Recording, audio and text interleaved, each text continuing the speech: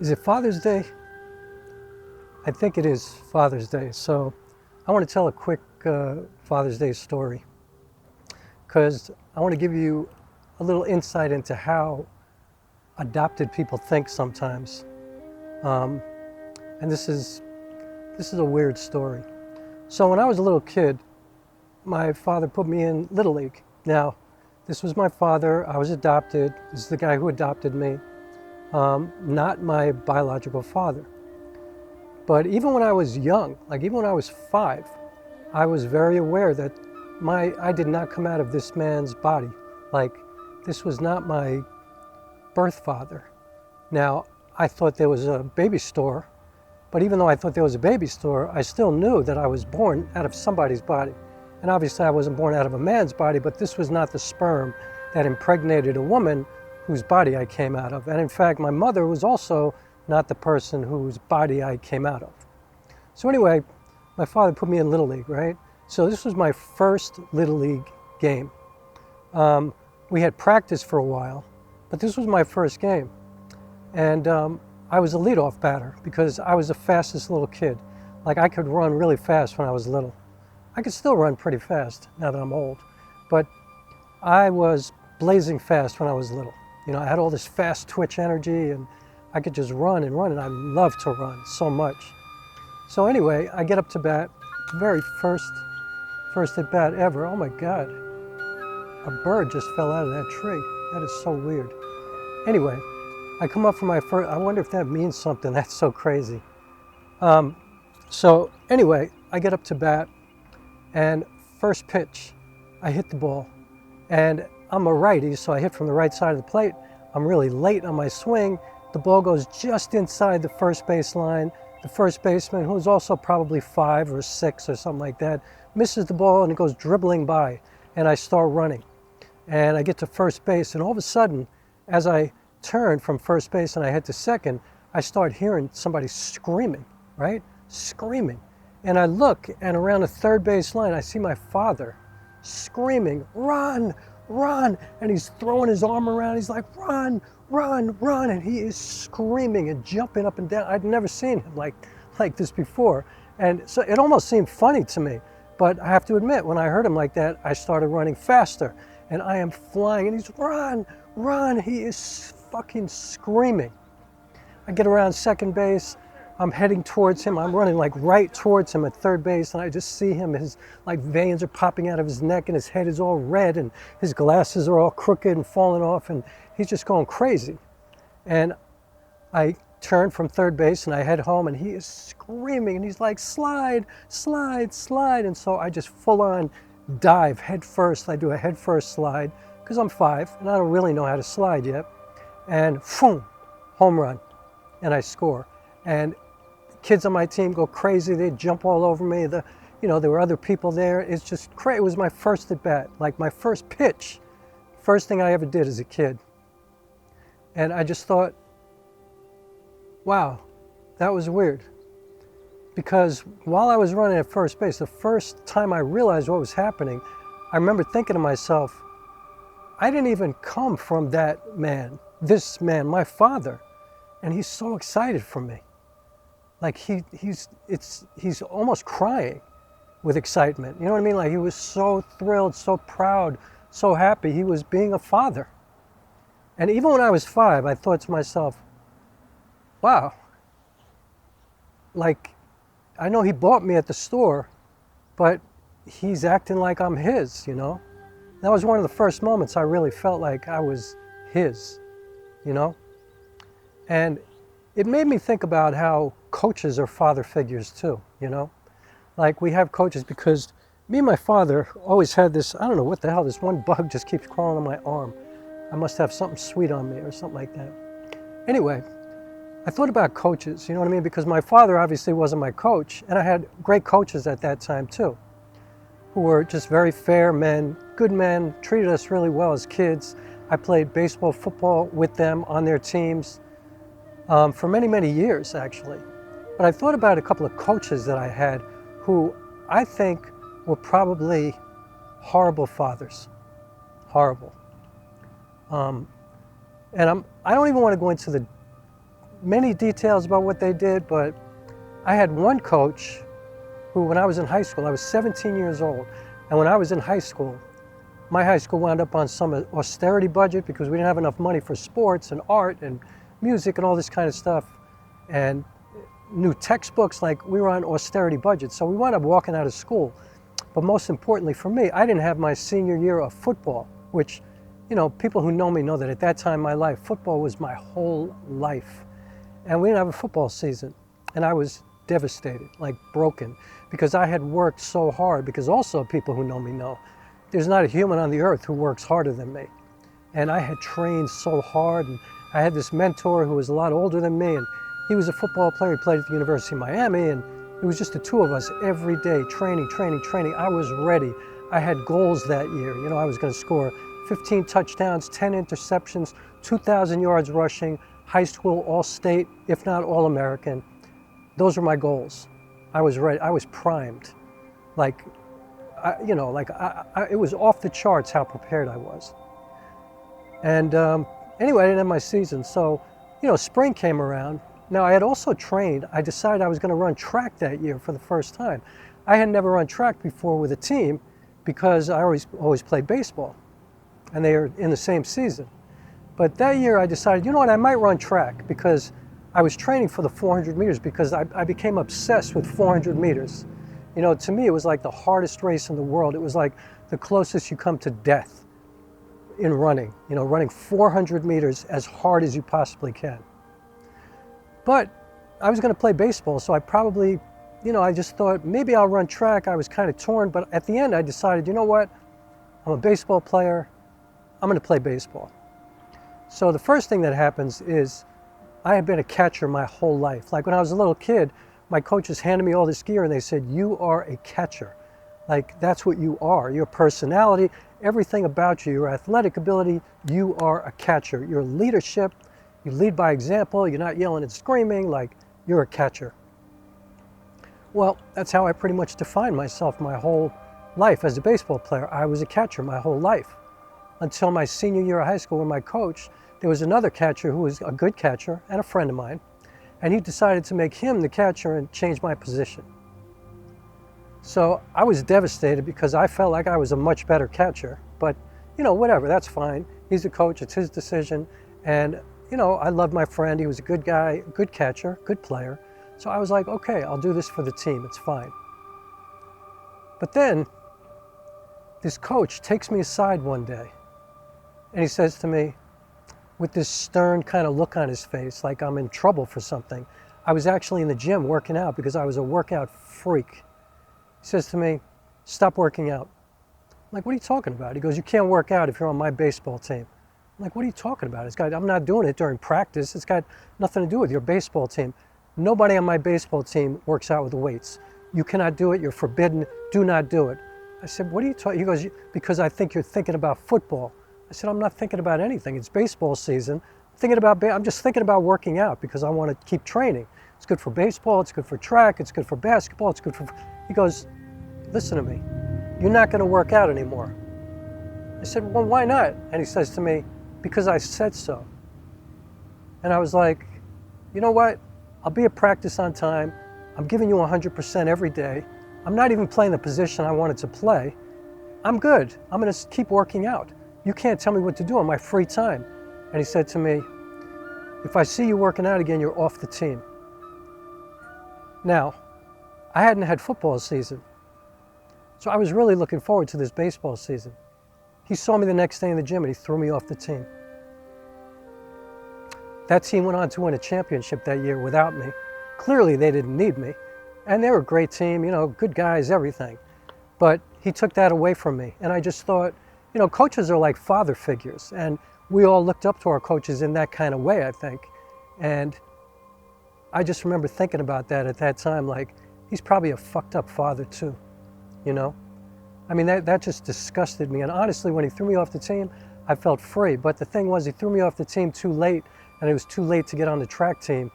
And so I actually just ran track that whole spring by myself with some other people who were training for track in college. And so I had a good spring, but he took that away from me. I had another coach when I was in 10th grade. I was playing basketball. We were playing at a high school. It was a junior varsity game.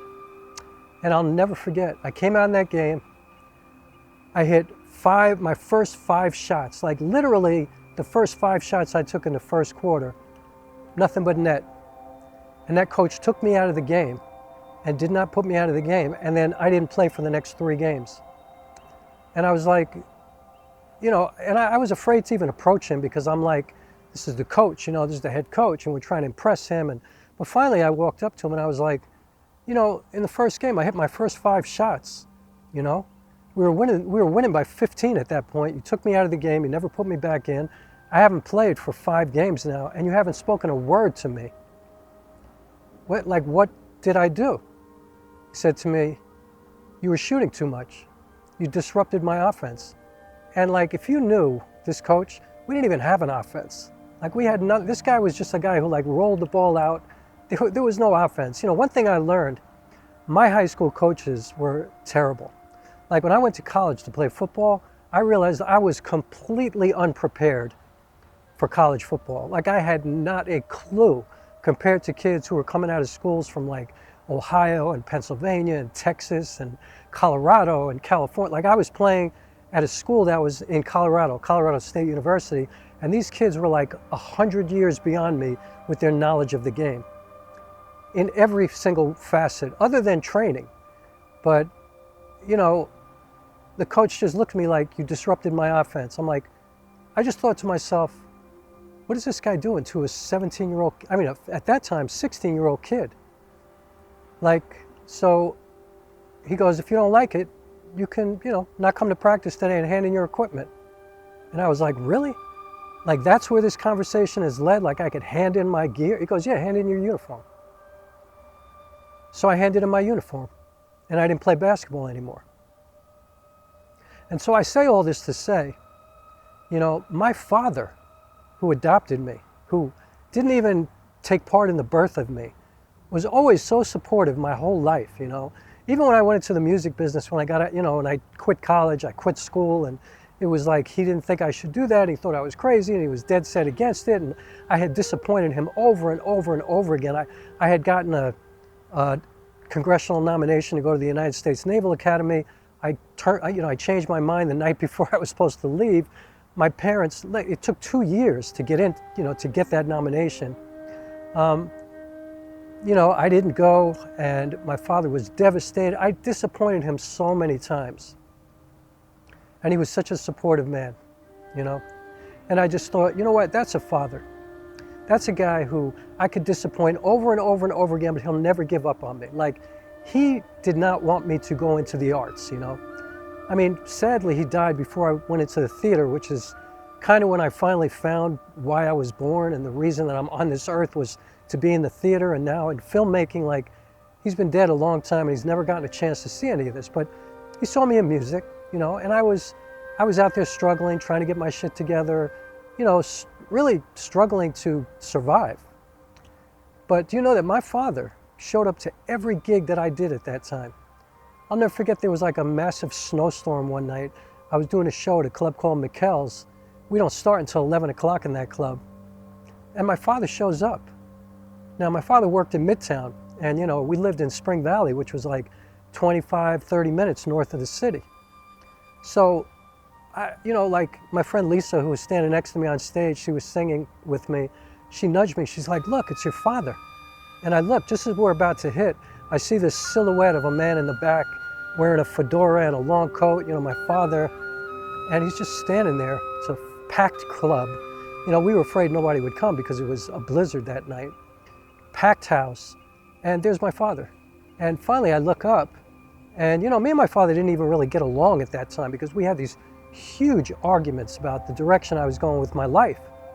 You know, and I mean, he really thought I was fucking up my life, and he was just not into it, but he never stopped supporting me. And he showed up that night, and he just waved to me when I was on the stage, and we started playing, and I just saw him turn around and leave.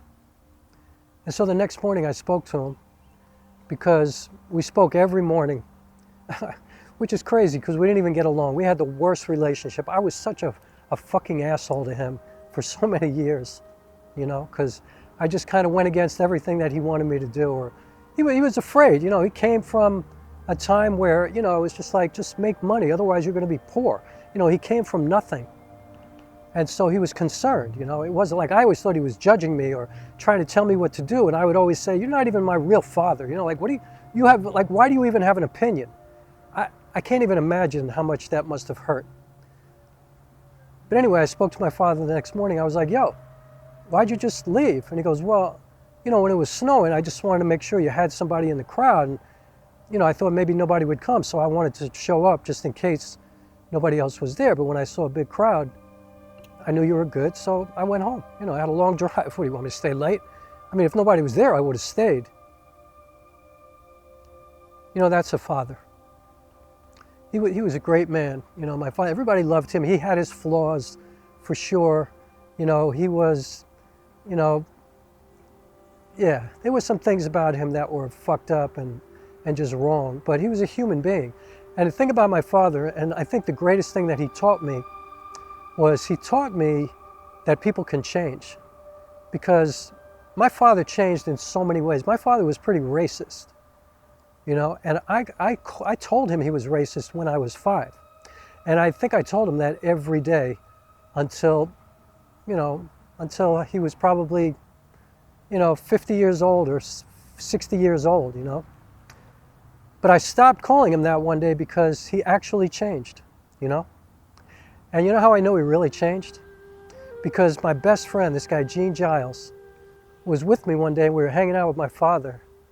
And he actually said to me, he goes, you know, your father is one of the only white dudes, one of the only old white dudes who I feel like he just treats me normal. Like he treats me like he treats you. And I laughed. I was like, he doesn't treat me so well all the time. He goes, that's more on you than him, I think. But he just, it's like he doesn't even notice, you know.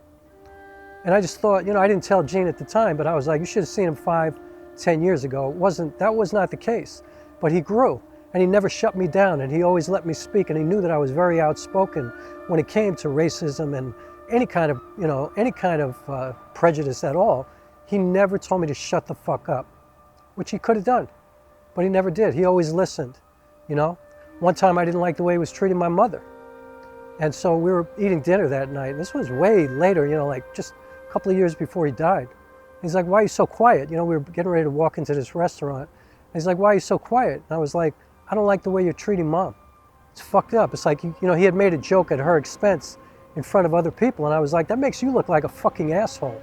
You know, it's embarrassing for her. It's embarrassing for everybody. But most of all, it's embarrassing for you. Like, you're a fucking asshole. Why you do that? I don't want you to do that anymore. She doesn't deserve it. You know, she's the best thing about you. And he looked at me and he was like, you're right. I won't do it again. And do you know that my father never disrespected my mother again in front of other people, at least when I was there. Like, you know, I don't know what he was like, obviously, when I wasn't around, but I never saw him do that again. And so my father listened. He was open to change. He was open to not thinking that he knew everything and he was the smartest and he was the greatest. He was willing to change. And I think that's the greatest gift for a child to see in a parent, because nobody's perfect. Everybody's got their flaws. Everybody's stupid. You know what I mean? Like, everybody does dumb things. But my father taught me that you can change and that you can forgive people. And you know, at my father's death, you know, during the last couple of months of his life when he was dying, he forgave me for so much stuff, you know. The night before he died, you know, I knew he was going to die this one night. You know, I just knew it. He was like, I was leaving the hospital. He was laying in the bed in a fetal position, and I had never seen him like that before. And I was like, he's going to be gone tomorrow, you know. So I just left and I went to the elevator. It was like 1 o'clock in the morning. Like, you know, I had stayed there every night like that for months. And, you know, I turned around and I went back into his room. And he was like, what? I just looked at him laying there looking like a baby, you know, and he was a big man, you know. Before he got sick, he was 6 feet tall, about 215 pounds, and now he was laying in bed 100 pounds. I mean, I actually told him he looked like E.T. one day. And I just looked at him and I said, I love you. And he just looked at me and he goes, I know. And you know, that was the first time in my life I had ever told my father I loved him. Literally the first time. And so for Leon Wilk, you know, I'm probably not gonna, you probably won't see this until the day after Father's Day or maybe late on Father's Day, but happy birthday to Leon Wilk, you know, I mean, happy birthday. I'm fucked up. Happy Father's Day to Leon Wilk, my father, the man who saved my life, you know, who gave me a permanent home, who, you know, fostered me and then kept me, you know, because I had been fostered 3 times before my mother and father fostered me. And for some reason, I don't know, I wasn't a good enough baby for people to keep me, but they kept me, you know, and they gave me, you know, a lot in life where I felt safe all the time. You know, I was very privileged in that way, in many ways. And, you know, but the main thing was that I felt safe and I felt loved, and I was able to just be myself, which was not an easy kid. You know, we had a very difficult relationship.